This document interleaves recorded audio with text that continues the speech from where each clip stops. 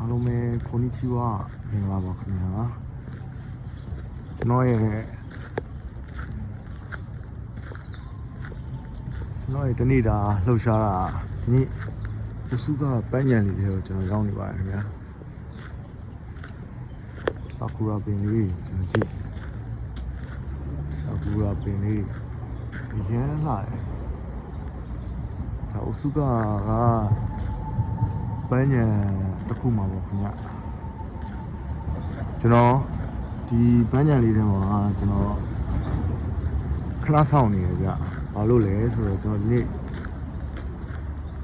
အလုပ်လေးရှိလို့ဒီထဲကိုခဏလေးဝင်ဆောင်နေရအောင်ခင်ဗျာ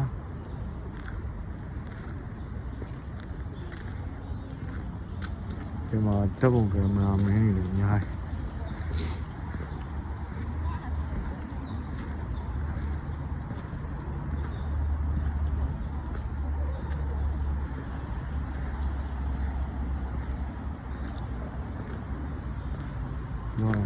ပြောတော့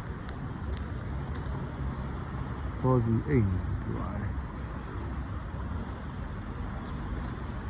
ဒါလေးကအရင်မိုက်တယ်ဒါသူတို့နိုင်ငံရဲ့ရထားကောင်းကြီးပေါ့ဗျာဂျပန်နိုင်ငံရဲ့ရထားကောင်းကြီးအရင်မိုက်တယ်ရထားကောင်းကြီး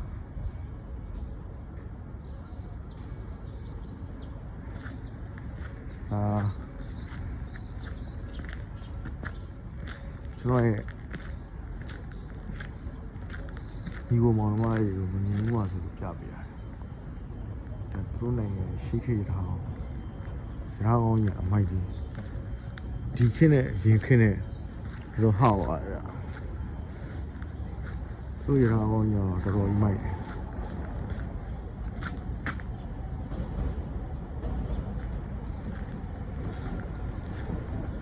အားလုံးမြင်တွေ့နိုင်အောင်ကျွန်တော်ပြပေးထားရကျွန်တော်နောက်ဘလော့တွေမှာလည်းကျွန်တော်ပြပေးပါအောင်ခင်ဗျာလောလောဆယ်တော့